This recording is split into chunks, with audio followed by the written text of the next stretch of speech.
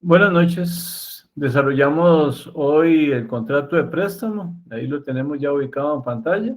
Y en la segunda parte vamos a tener las presentaciones de Eric y de Darina. Así que sin más atraso vamos a empezar con este tema inicial, no sin antes indicarles que el objetivo de aprendizaje que tenemos para la clase de hoy consiste en ubicarlos a ustedes dentro de este contrato, a sus cercanías con otra figura que ya vimos, con el contrato de arrendamiento, y también a diferenciar los diferentes esquemas que se plantean, tanto a nivel del derecho civil como del derecho mercantil. Y al final vamos a ver algunas peculiaridades de esta figura de préstamo. Inicialmente quisiera mencionarles que en el caso del préstamo hay una persona que toma una decisión en un momento determinado de trasladar un bien, sea mueble o sea inmueble, podría ser un bien fungible, un bien no fungible, se lo traslada a otra persona. ¿Con qué sentido? Vamos a ver que hay diferentes objetivos con el cual se realiza el traslado.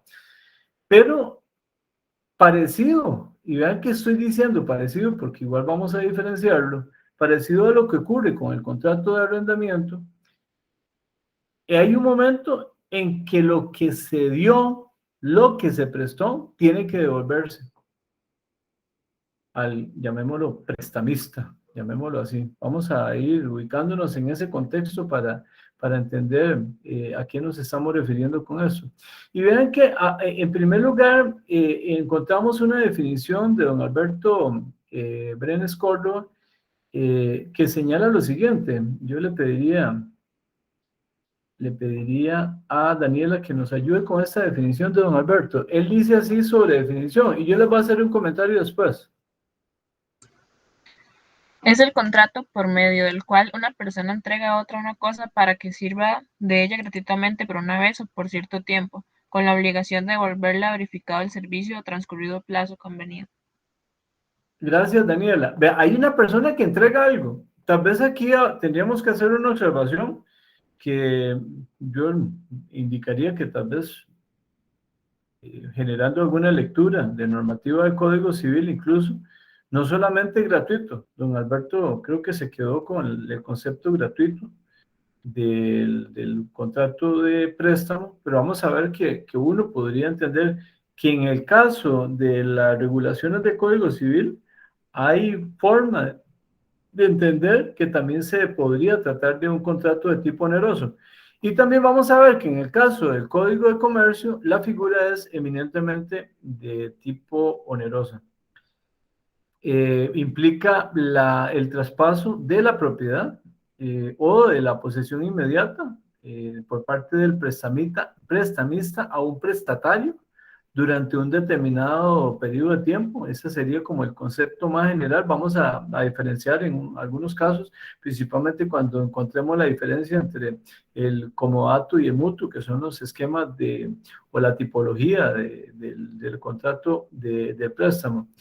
Como les indicaba, puede tratarse de una cosa no fungible o fungible, o sea, una cosa que se consume con el uso o que no se consume, podríamos tener cualquiera de los dos.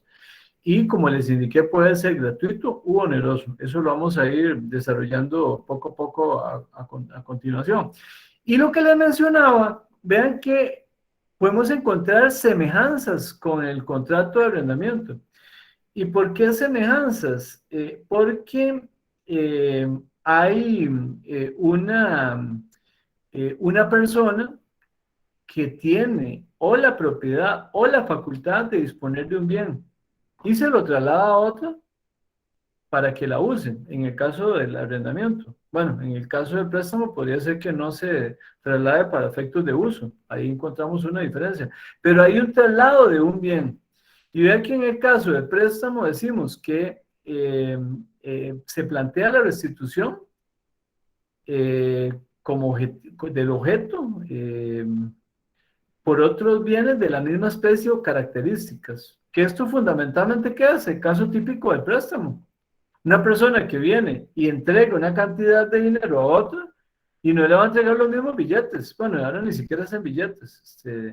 Lo que le va a hacer es una transferencia muy posible de tipo electrónica y al final va a tener que realizar por la misma vía una entrega de una cantidad determinada de dinero.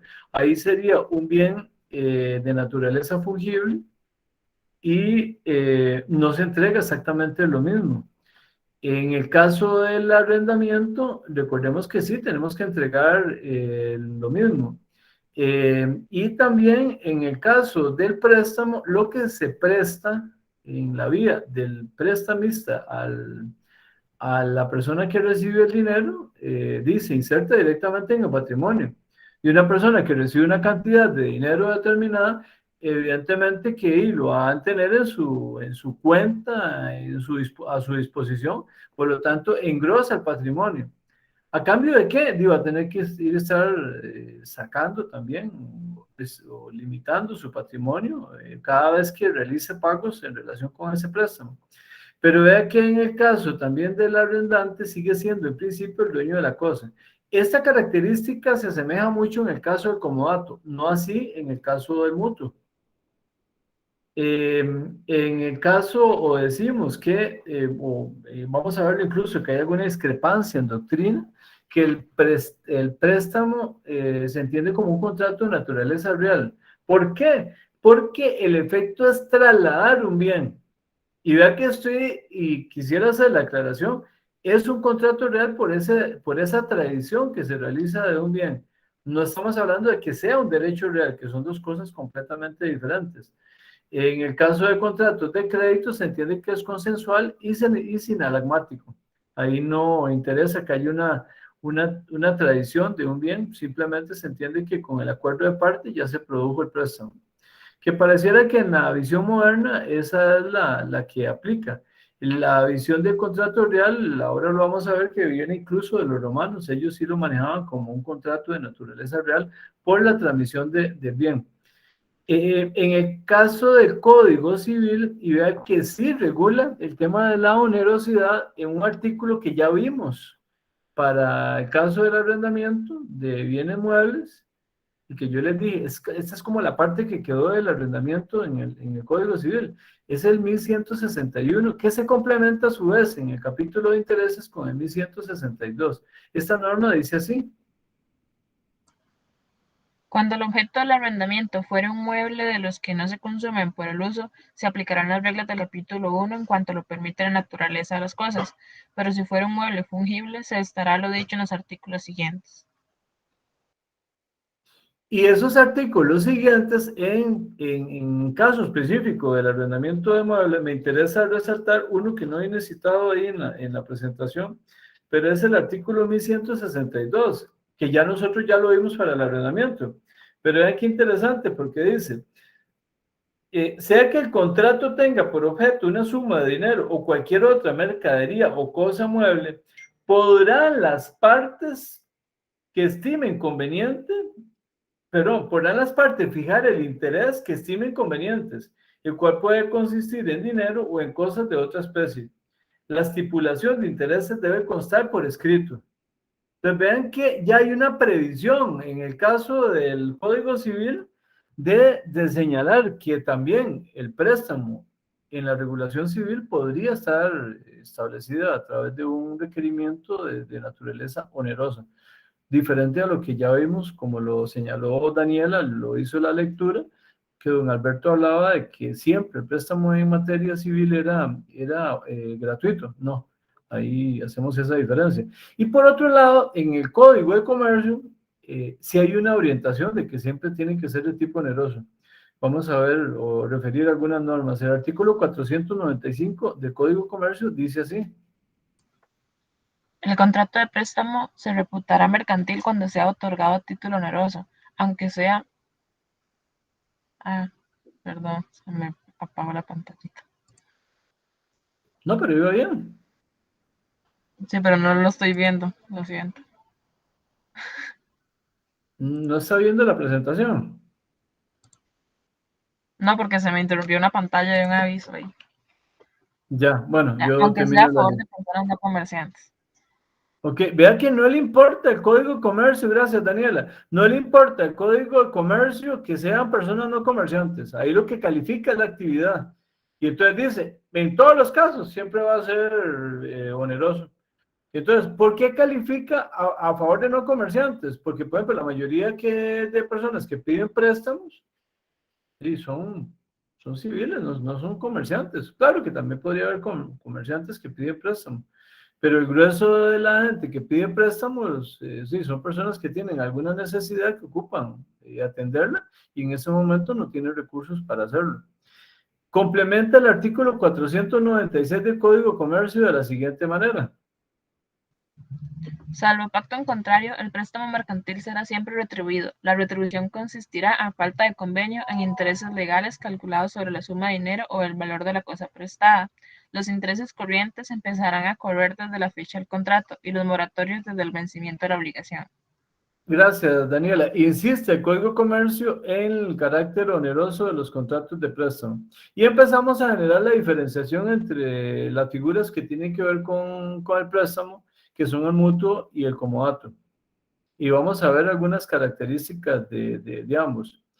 Desde ahora decirles que el mutuo es el que se asemeja con el arrendamiento de bienes muebles, o sea, con el tipo de arrendamiento, que es un préstamo de carácter oneroso, las partes lo pueden fijar, y es la entrega de un bien fungible, en principio, dinero, que posteriormente tiene que devolverse. En el caso del comodato, es un poquito diferente, porque en el comodato lo que se entrega es un bien inmueble. Entonces vean que tienen, ya entrando, vamos a hablar un cuadro con diferencias entre uno y otro.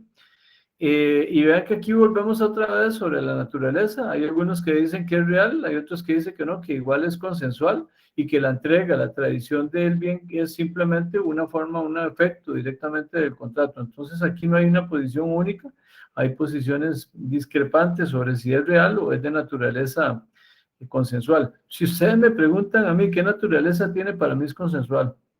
El tema de definir lo real me parece que tiene una connotación de tipo histórica, basada principalmente en los romanos, que así lo entendieron, y porque hay una entrega de cosas, y creo que lo confunden, porque la entrega simplemente, repito, es un efecto directamente del acuerdo consensual que las partes ya llegaron. Aquí lo ven en el caso del derecho romano que se lo mencionaba, que ellos implicaban la entrega de la cosa o la datio rei, no va tanto con el mero consentimiento. Yo creo que con el mero consentimiento en este momento se concreta directamente el negocio del préstamo.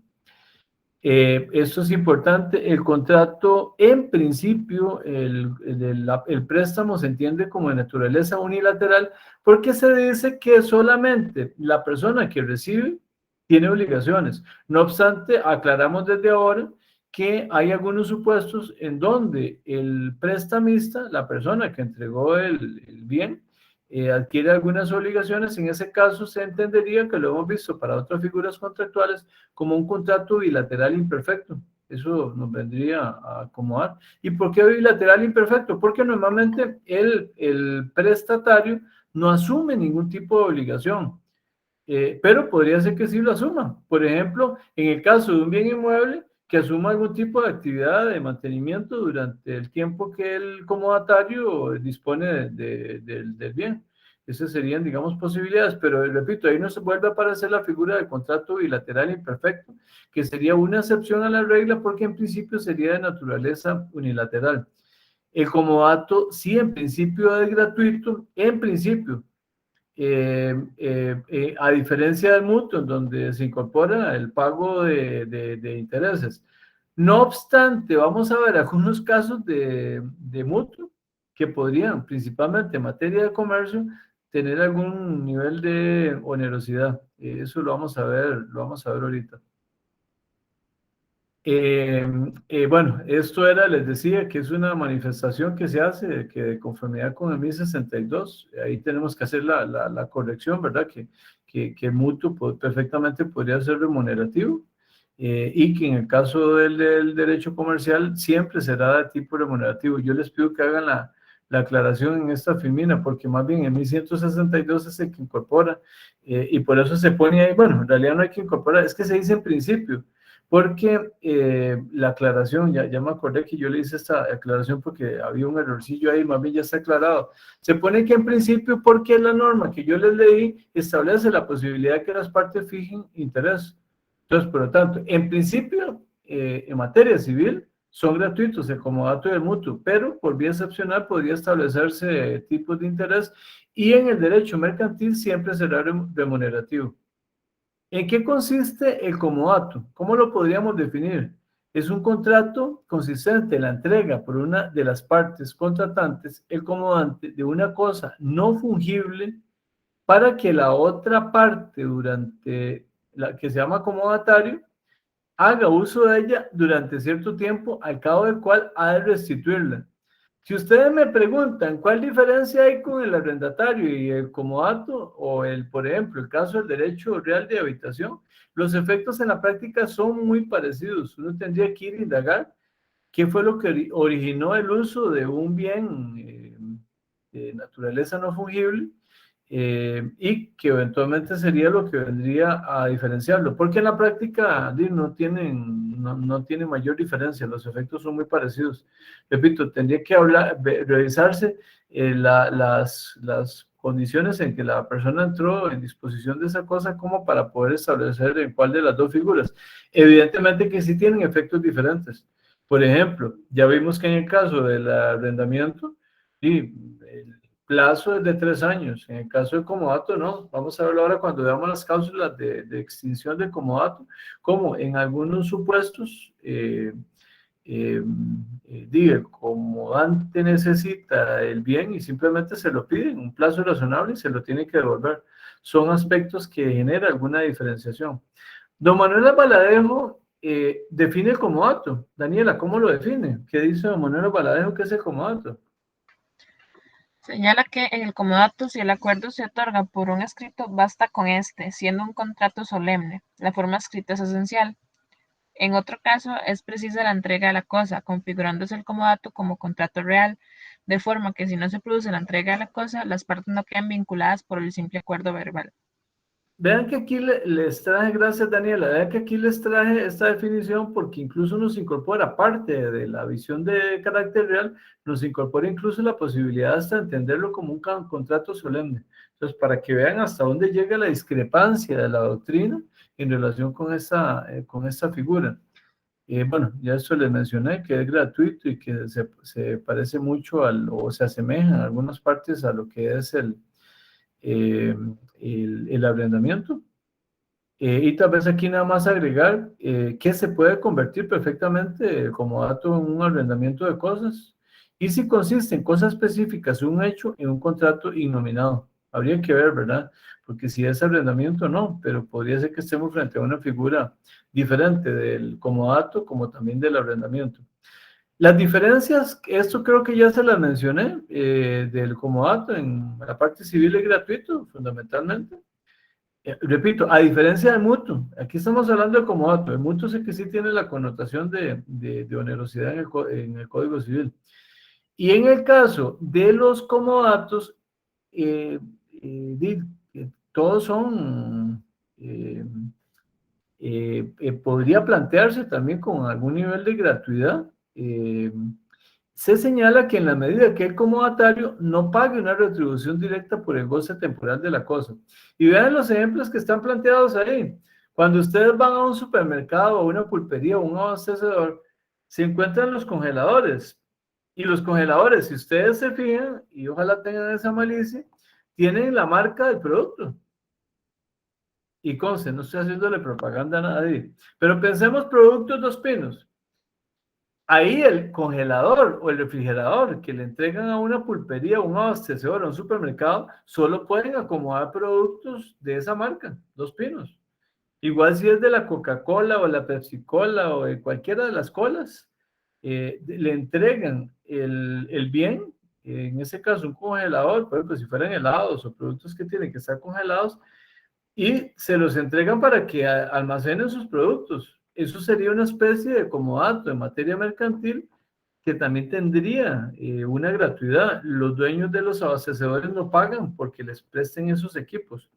¿Qué pasa cuando, en algún momento, La marca les dice, no, necesito que me devuelvan los congeladores. Sí, tienen que devolvérselos o las refrigeradoras.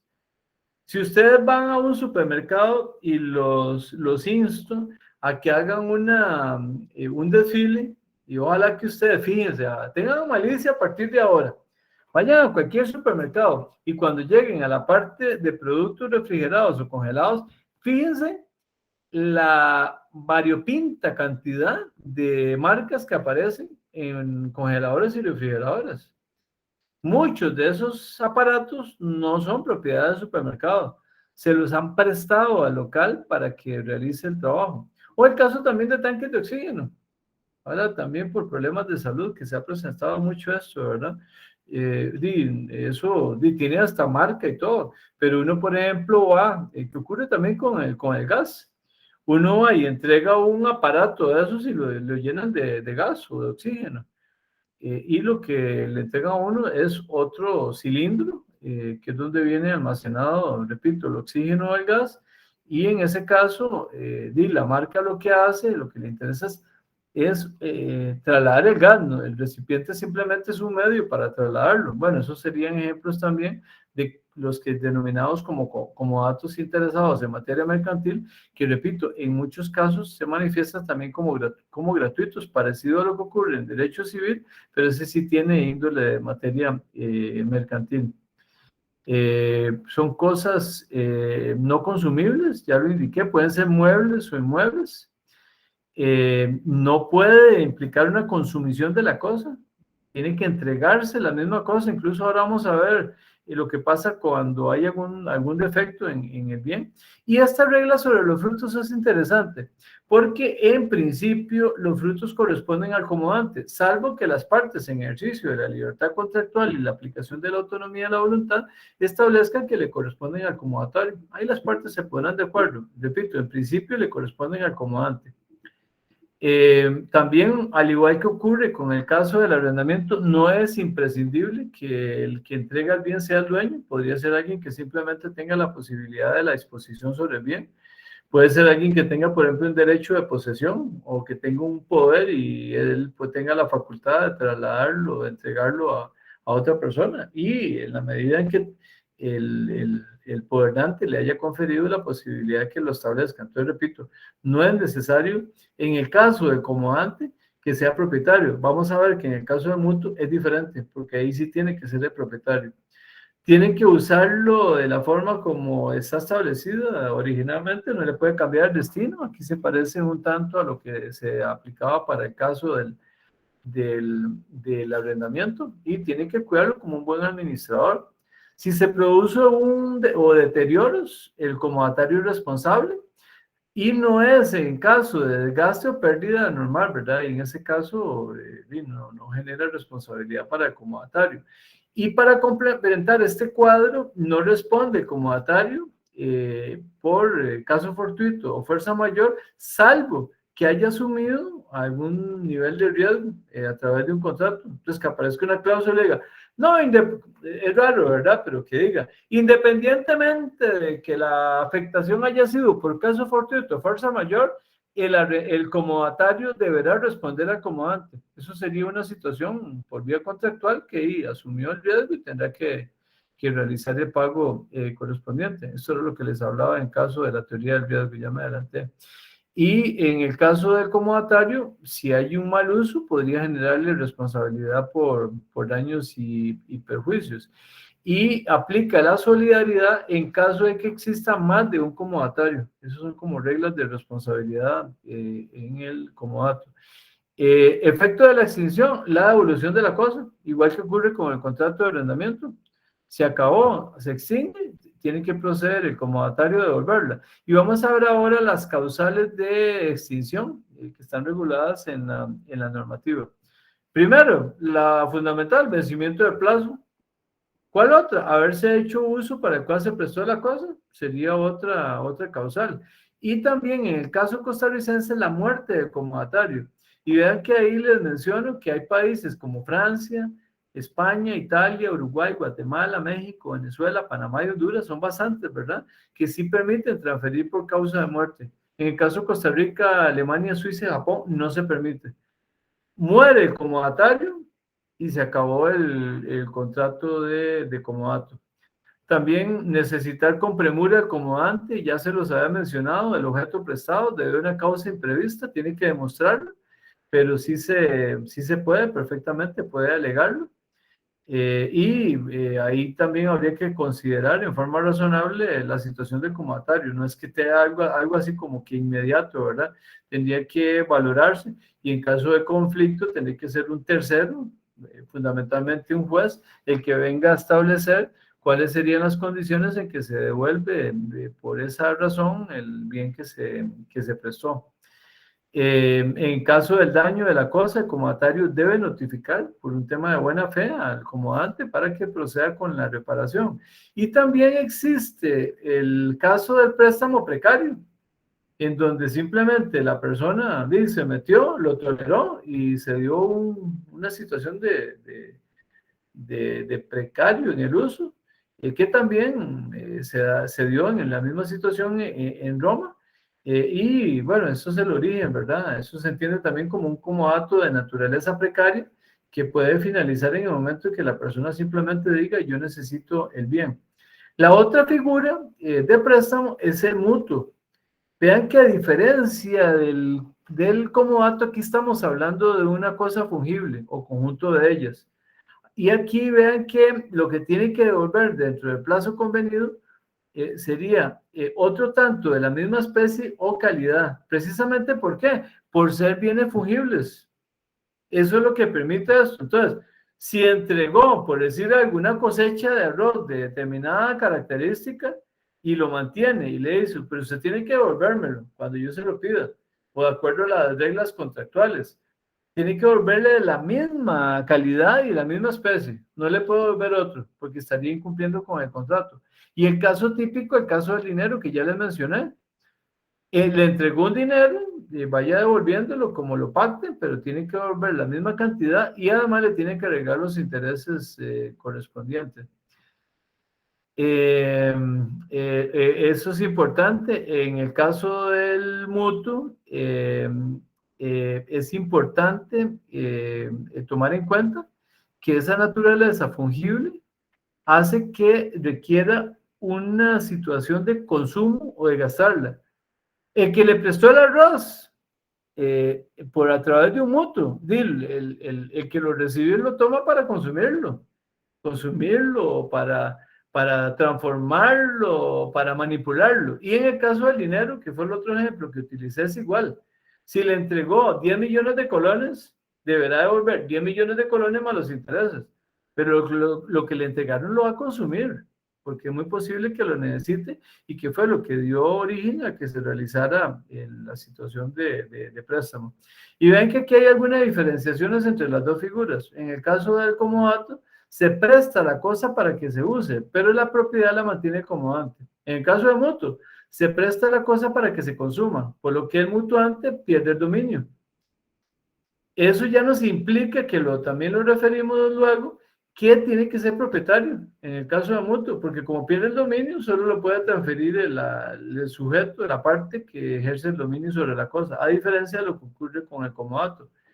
Y en el caso del comodato debe devolver la misma cosa y en el caso del mutuo lo que debe devolver es una cosa equivalente. Ya vimos especie, calidad, pero no tiene que ser necesariamente la misma. Si usted me pregunta, ¿qué pasó si devolvió la misma? No, tampoco pasa ningún problema. Hay como un efecto, digamos, que no se cumplió porque no la utilizó, pero si se da la situación, perfectamente podría entenderse que sí, que habría que aceptarlo. Bueno, eso les indicaba ya que tenía que ser propietario por la entrega del dominio y la devolución del bien debe hacerse según lo estipulado y a falta del mismo 30 días después de haber cesado el mutuo. Aquí quiero comentarles que, que es muy probable que este plazo pueda ser afectado por acuerdo de partes. Sí, sí, lo pueden afectar perfectamente. Eso es como una referencia, pero las partes. Y en la práctica es muy posible que se establezca el plazo desde el punto de vista contractual. Lugar de devolución,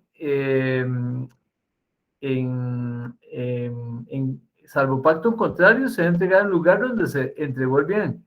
Y si es dinero, se debe hacer en el domicilio del mutuante. Esas serían las reglas en el caso del mutuo.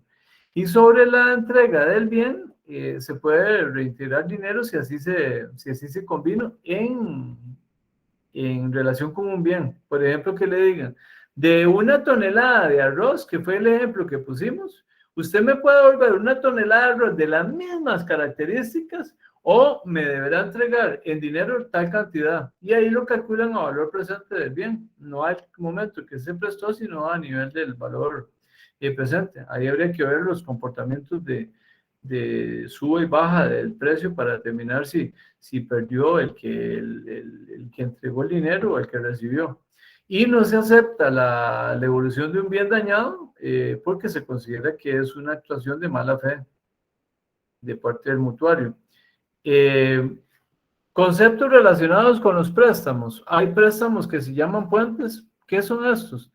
Cuando se está tramitando un préstamo de una cantidad considerable, podría ser que uno tenga que recurrir a la misma entidad que le está pidiendo el préstamo o a otra a decirle, necesito un préstamo puente. ¿Qué significa? Es como un préstamo mientras tanto.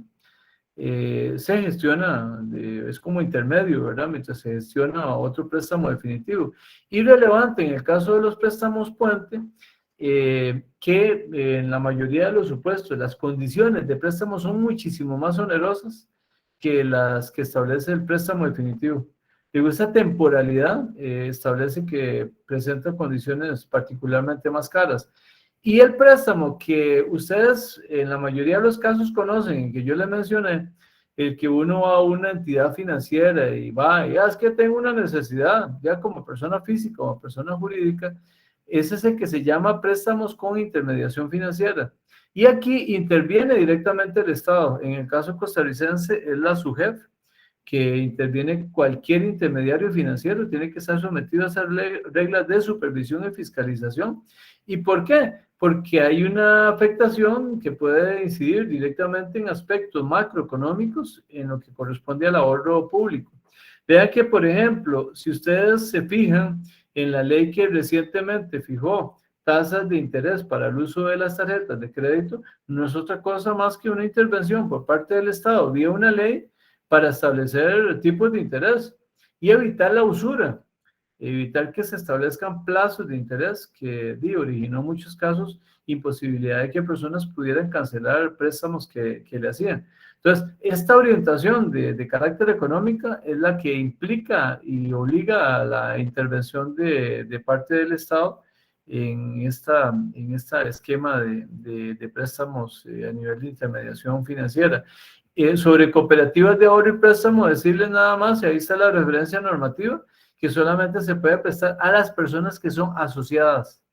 No tienen la posibilidad de brindarlo en forma abierta como lo hacen entidades financieras. Ellos solamente lo pueden hacer con personas, repito, que son asociados, que son miembros de tanto de la cooperativa de ahorro como de préstamo. Y en el caso de los intereses en el préstamo, vamos a ver qué es lo que se establece. Eso es como una consecuencia en favor de la persona que presta, porque no presta en forma gratuita. Lo que quiere es reconocer un valor del dinero que prestó en un momento determinado. Y vamos a ver que puede tener diferentes finalidades. Función indexadora, sí, porque una persona prestó a una cantidad determinada de dinero y lo que le van a devolver tiene la condición de que retorna el valor de ese dinero en el tiempo. Entonces tiene una función indexadora, pero también es retributiva. ¿Por qué? Porque la afectación al patrimonio se ve retribuida a través de las cuotas que tiene que ir pagando el prestatario, y eso va generando una retribución desde el punto de vista patrimonial. Indemnizatoria. En el caso de los intereses moratorios, una persona que no pagó, los intereses vienen a cumplir esa función, lo mismo que el caso de la función punitiva. Ahí juega un poco bueno, en el caso de la indemnizatoria pueden ser legales o comunes o también moratorios. Los de la función punitiva sí es fundamentalmente de tipo moratorio, que son una vez que hay una cesación de pago por parte del prestatario, se establece que hay una fijación de mayor valor, más alto el interés moratorio, podría ser igual, pero normalmente es más alto y se convierte en una pena para la persona que dejó de pagar. Y también podría haber una función delimitadora de la responsabilidad civil, en donde se establezca, ok, este es el capital y este es la parte que corresponde a los intereses corrientes, intereses moratorios, entonces también tiene esa función de meterse con la distribución a nivel de responsabilidad civil, que puede ser en relación con una parte o en relación con diferentes partes si están involucradas desde el punto de vista de solidaridad en un préstamo. Aquí les traigo alguna información sobre intereses convencionales y legales. Bueno, los intereses convencionales, las partes simplemente los fijan. No obstante, los legales civiles equivalen a la tasa que pague el Banco Nacional de Costa Rica por los certificados de depósito a 6 meses plazos, según el tipo de unidad monetaria que se trate. Podría ser en dólares, podría ser en colones, ¿verdad? Yo aquí les traigo los valores en colones al 1 de octubre, que es hoy.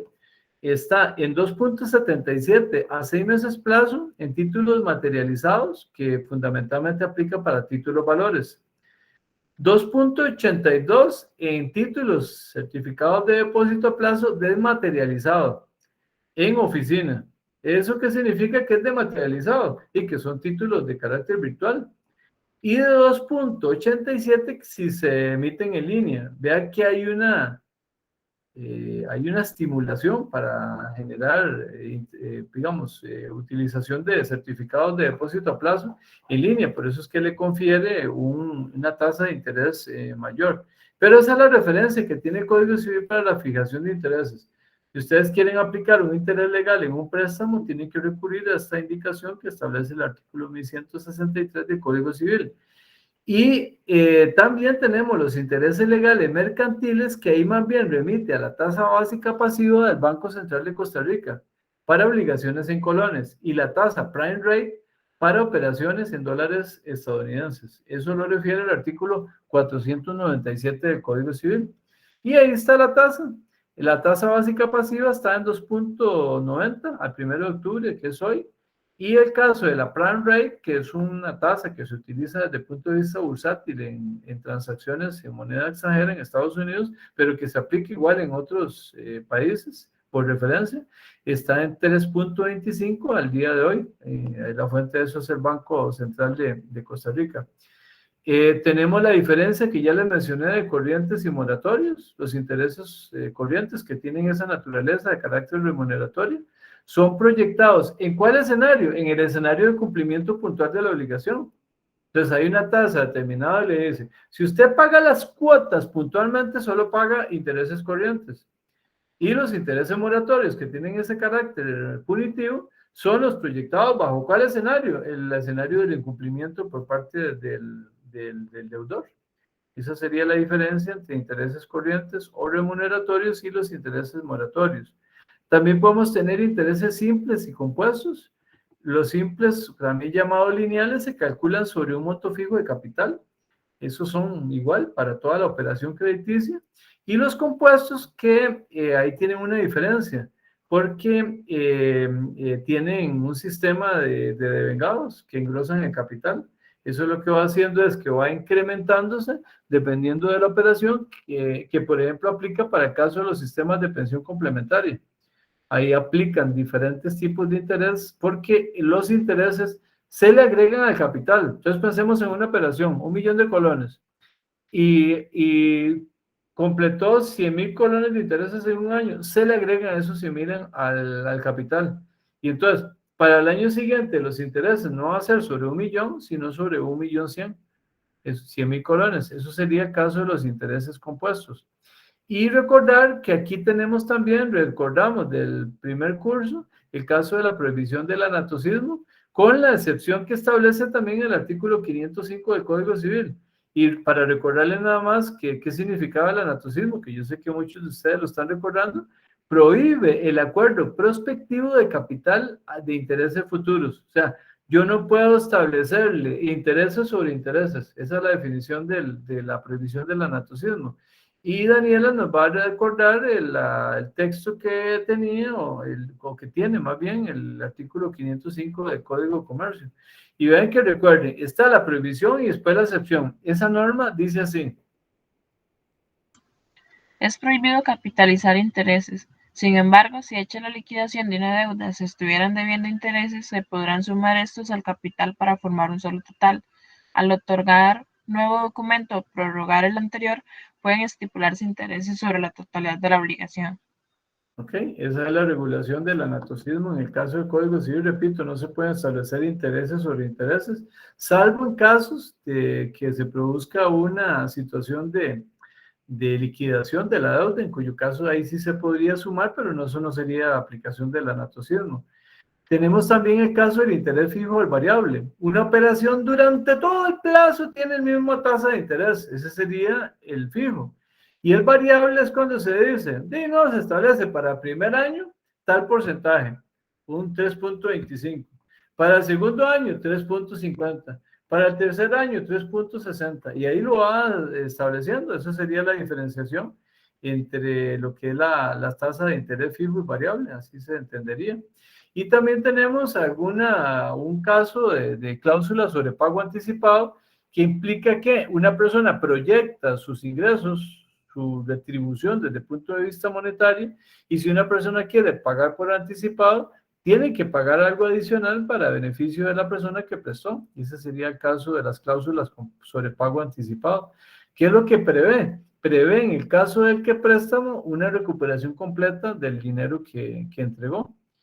Y bueno, a partir de aquí lo que tienen en la presentación que ya ustedes tienen es el articulado en relación con las figuras en el Código Civil sobre el mutuo y el préstamo y algunas normas del Código Comercio. No las vamos a revisar porque fundamentalmente era lo que ya decía. Ahí les queda como una referencia adicional a la presentación. Vamos a detenernos por unos 4 minutos y regresamos a las 9:05 para oír las presentaciones de los compañeros. Muchas gracias.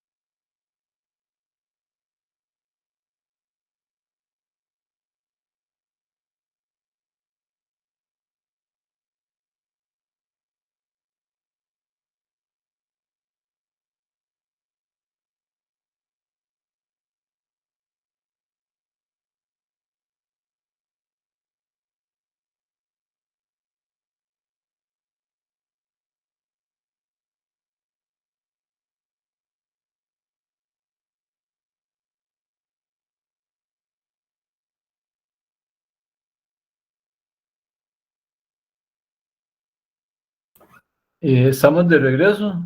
Vamos a empezar con las presentaciones del análisis y valoración de sentencias. En primera instancia, le doy la palabra a Eric Umaña por hasta 10 minutos para que haga su presentación. Eric, tiene la palabra. Muchas gracias, profe. Ok. Voy a compartir acá.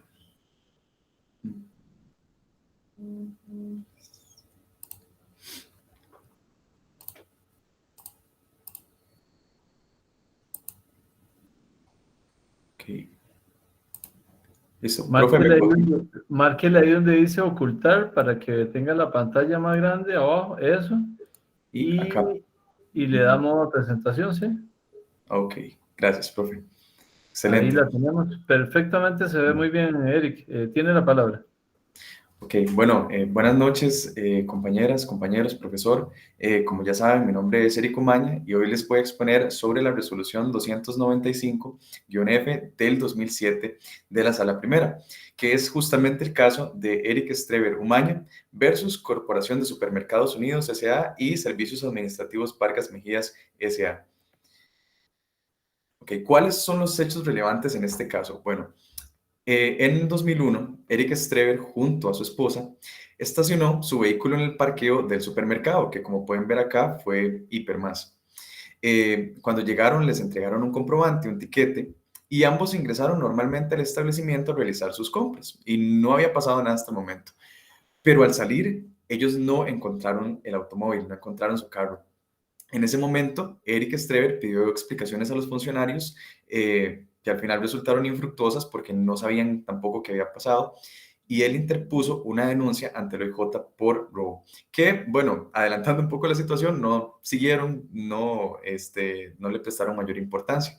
Después de esto fue que él demandó a ambas sociedades y, bueno, cabe resaltar aquí también que esto se trata de un recurso de casación. Entonces, primero fue Eric el que demandó, le declararon sin lugar, ¿verdad? La primera instancia, apeló, en apelación sí le dieron al parte de lo que él pidió y ya es en casación que más bien la parte demandada es la que está presentando el recurso, alegando, bueno, preguntándose por qué es que no le permitieron sus argumentos, digamos, básicamente. Entonces, esto se resume en general en el tema de la responsabilidad objetiva que tuvo la empresa versus la protección al consumidor. Ese es el meollo del asunto.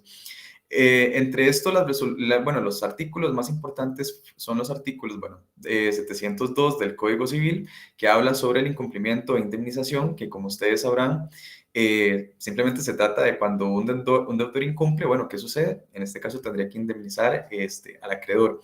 El artículo 2 de la Ley de Promoción de la Competencia y Defensa Efectiva del Consumidor, que establece el vínculo que debe existir entre el comerciante y el consumidor, así como el concepto del consumidor, y el artículo 35 de esta misma ley, que habla de la protección que se le va a dar al consumidor y la responsabilidad que va a tener el comerciante. Entonces, en la resolución, ¿qué fue lo que dijo la Sala Constitucional sobre el consumidor? ¿A qué se refirió? Bueno, hay un pequeño fragmento que yo resalté de acá que indica lo siguiente. En su relación, en esa secuencia comercial es de inferioridad y requiere de una especial protección frente a los proveedores de los bienes y servicios. Van incluidos por lo expresado en una mezcla armónica varios principios constitucionales que no les voy a citar porque son muchos, ¿verdad? Pero en general lo que quiere decir es que el consumidor, primero se encuentra hablamos de una concepción amplia, ¿verdad? Consumidor, como lo querían hacer ver la parte demandada, consumidor no es el que compra, ¿verdad? El que realiza la compraventa de los bienes, no. En este caso sería inclusive el potencial consumidor, básicamente el que se considera. El que en la resolución explicaban que se trataba inclusive de la persona que llegaba a parquearse y listo. Y también aquí se ve el artículo 46 de la Constitución Política porque lo que ellos están tratando de explicar es que así como existe libertad de empresa para los costarricenses, este derecho tiene una limitación que son justamente los derechos del consumidor y la responsabilidad que se tiene frente a ellos. Así, como ya hemos visto, se habla de un sistema de responsabilidad objetiva. ¿Y en qué consiste? Bueno, consiste, como mencionó rápidamente el profesor en la clase, en la teoría del riesgo o también llamada teoría del daño creado, que no es nada menos que los supuestos en los cuales uno, como empresa, como persona en general, crea un peligro frente a terceros. Entonces, ese peligro es el que va a ser el causante de que uno responda ante eventuales daños, ante eventuales perjuicios que cause. Justamente se indica en la resolución que la fuente de la obligación es el uso ilícito de cosas. ¿Cuál uso ilícito? ¿A qué nos referimos con esto? Bueno, por ejemplo, en el caso es el hecho de que le puedan robar el automóvil, que le pueda pasar algo. Entonces hay como un peligro latente ahí que es importante. Y también se menciona que no tiene importancia probar la culpa o el dolo porque no estamos hablando de subjetivismos, no estamos hablando de que existe una voluntad tal vez de hacer un daño o una negligencia. O sea, lo que responde la responsabilidad objetiva, valga la redundancia, es el peligro que causa, el riesgo que causa. Y eso es lo importante y lo que se debate en esta sentencia. ¿Cuáles son las características de esta responsabilidad? Bueno, como ya he mencionado, el empleo de cosas que conlleven peligro o riesgo, la causa de un daño de carácter patrimonial y el nexo de causalidad entre el hecho y el daño, que esto fue lo que básicamente examinaron con el caso del automóvil. Como mencioné antes, no era necesario demostrar la culpa ni el dolo, ¿verdad? Pero entonces, ¿dónde queda la carga de la prueba? ¿Quién tiene que probar qué? Bueno, igual aquí la resolución indica lo siguiente. Sea le corresponde a la persona o empresa a quien se le atribuye la responsabilidad demostrar que los daños se produjeron por fuerza mayor o por culpa de la víctima.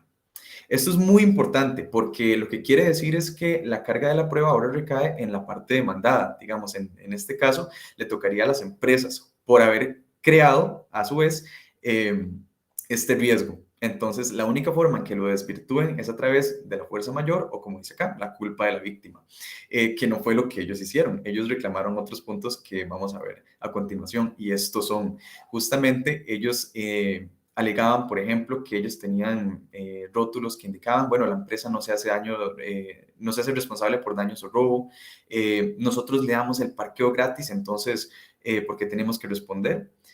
El parqueo a su vez es un servicio independiente, no tiene nada que ver con el supermercado.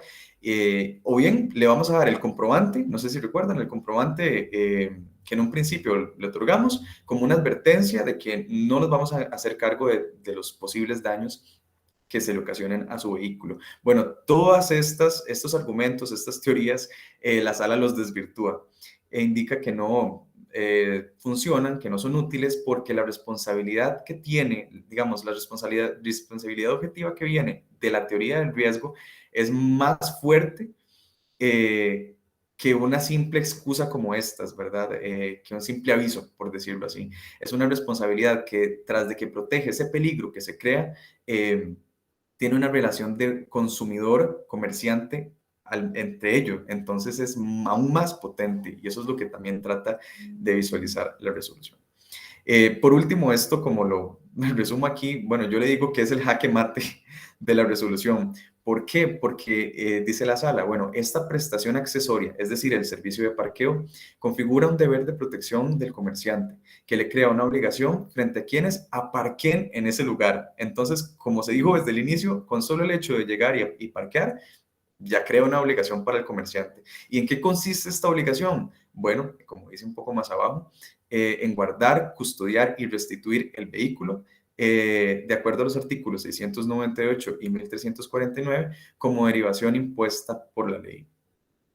Esto es básicamente lo que hablaron ellos en esta situación y bueno, al final declararon sin lugar este recurso y mantuvieron firme lo que se dijo en la apelación, ¿verdad? Lo que logró obtener Eric Streber, porque la empresa se tiene que hacer responsable en estos casos por todos los motivos que mencioné anteriormente y sobre todo destaco por esa relación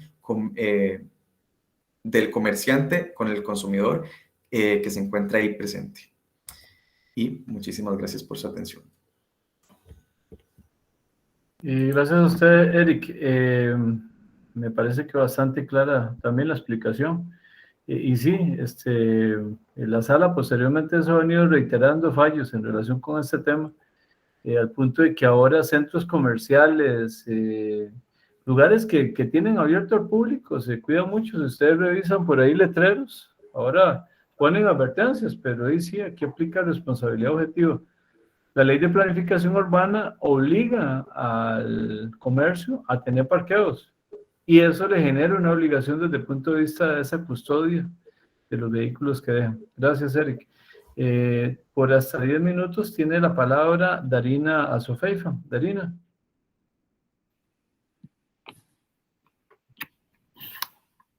Hola, profe.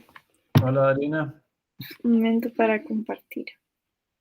Claro, ahí le damos el tiempo.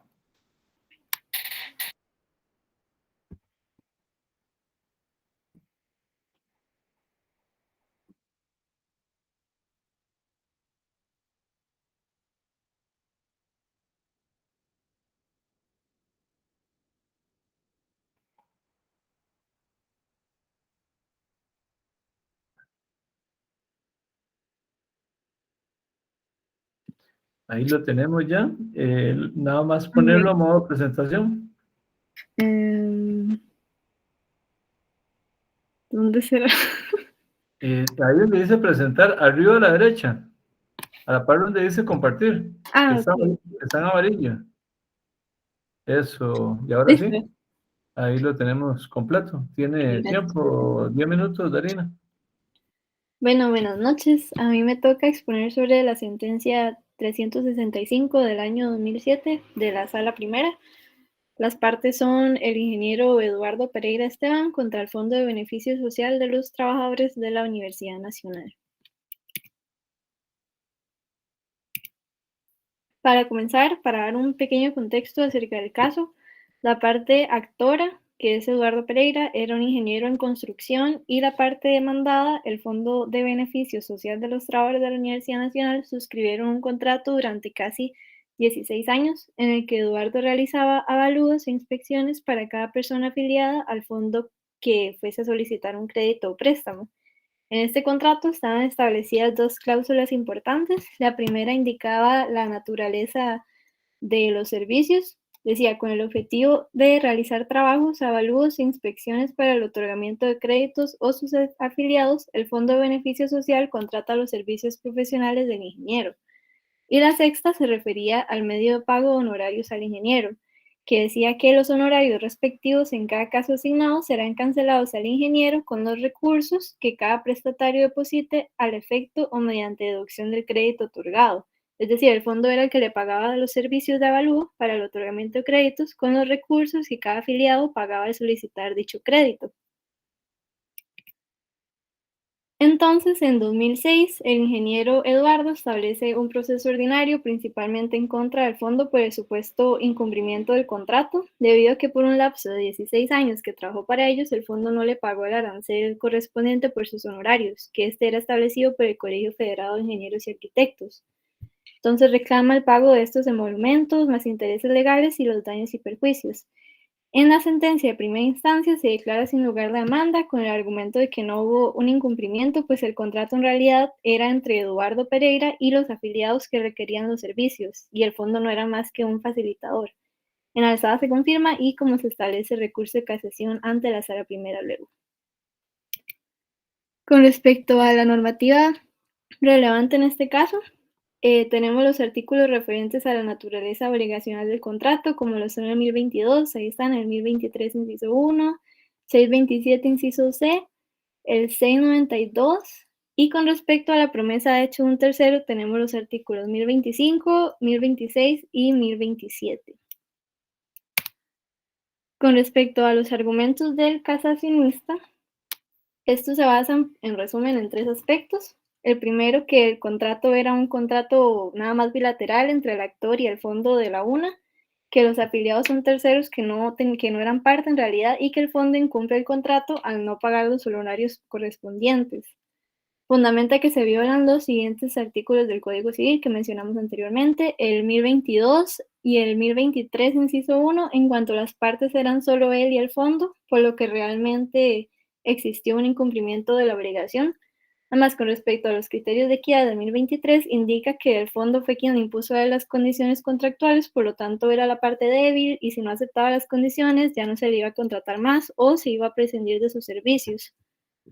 Luego invoca a los artículos 425 y 1025 que establecen que lo contratado entre unos no puede beneficiar ni afectar a otros que no forman parte. Entonces indica que el Tribunal de Alzada tomó al tercero, que eran los afiliados, como participantes del contrato y según estos artículos no pueden ser afectados si no son parte del negocio jurídico. Por ende dice que lo obligado a pagar era el fondo y no los afiliados, como afirma el tribunal. Luego argumenta la violación del 692, pues indica que se está en presencia de un contrato sinalagmático cuya derivación es el derecho del actor para reclamar contra su contratante sin tener que cobrar a los afiliados que eran ajenos al negocio jurídico. Ahora sí, ¿qué dijo la sala al respecto de los argumentos de la parte actora? La sala principalmente los divide en tres aspectos de fondo. Primero, en la promesa de hecho de un tercero, que es cuando un contratante se obliga frente a otro a que un tercero asuma la obligación de dar o ser, claro, con el consentimiento de ese tercero. Luego habla del contrato marco, que es cuando las partes pactan un acuerdo que en lugar de establecer un negocio definitivo con todas las especificaciones y las partes, lo único que hacen es establecer como las malas bases para llevar a cabo un número futuro determinable en negocios específicos en el futuro. Es decir, un contrato base para establecer específicos posteriormente. Y por último, se basa en la responsabilidad subsidiaria en la promesa hecha de un tercero, que es cuando el tercero que asume la obligación no cumple con la promesa, ahí sí el promitente debe responder de forma subsidiaria. Con respecto al primer argumento, la sala indica que si bien es cierto que el artículo 1025, como decía la parte actora, establece como principio general que los contratos no producen efectos sino entre las partes contratantes y no se puede perjudicar a terceros, el artículo continúa y dice al final, salvo lo dispuesto en los artículos siguientes, que es decir, que hay una excepción y es la que está en los artículos 1026 a 1029, que es la promesa de hecho de un tercero, donde terceros sí pueden verse alcanzados por los efectos, ya sea asumiendo una prestación o beneficiándose de esta, por ejemplo, estos artículos. Por lo tanto, el fondo era la figura del promitente que se obligó con el actor, que es el ingeniero, como promisario, que los afiliados solicitantes de los préstamos, siendo los terceros, eran los encargados más bien de pagarle a este sus honorarios y no el fondo. Esta era la promesa hecha un tercero. Por lo tanto, el tribunal, aunque dio la respuesta correcta al indicar que no era obligación del fondo pagar, en realidad no dio el razonamiento correcto, pues no llegó a la promesa hecha un tercero y estimó que el fondo no era parte de los contratos, sino que era solo un facilitador. Sin embargo, la sala aclara que el fondo en realidad sí formaba parte de cada contrato, pero en calidad de promitente.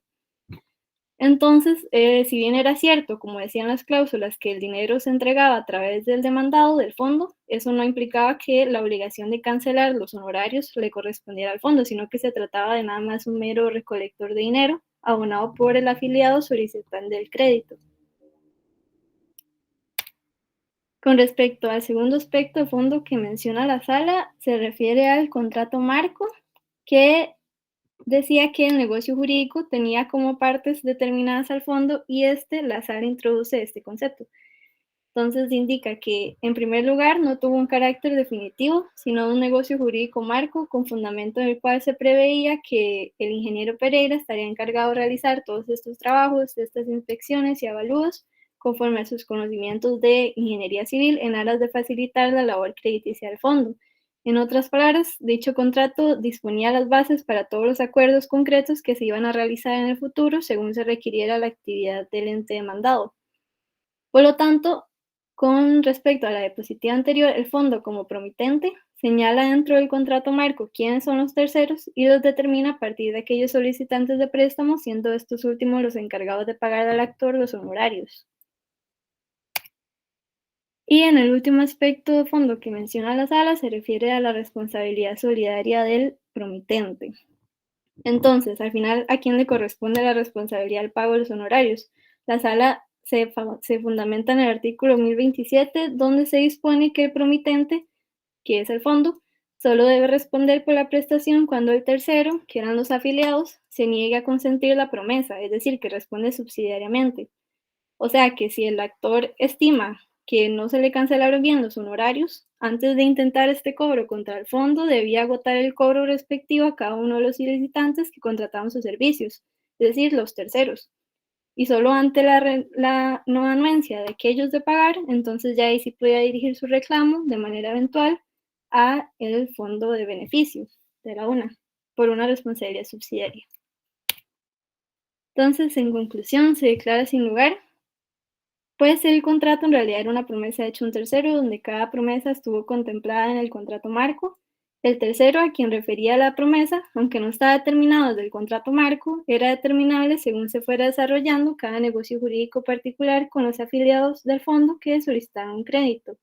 Una vez solicitado, el ingeniero entonces realizaba el avalúo correspondiente, los terceros afiliados pagaban al fondo los honorarios de dichos servicios y el fondo nada más como un recolector, ahí se pagaba el ingeniero. Por lo tanto, el reclamo debía dirigirse primero contra los terceros de la promesa hecha a un tercero, o sea, los afiliados del fondo, y subsidiariamente, si estos no estuvieran anuentes al pagar, entonces al fondo. Y eso sería. Muchas gracias. Gracias a usted, Darina. Me parece que igual bastante claro. ¿Alguna inquietud, alguna observación de alguien? ¿No? Pues vamos a dejar hasta aquí la grabación.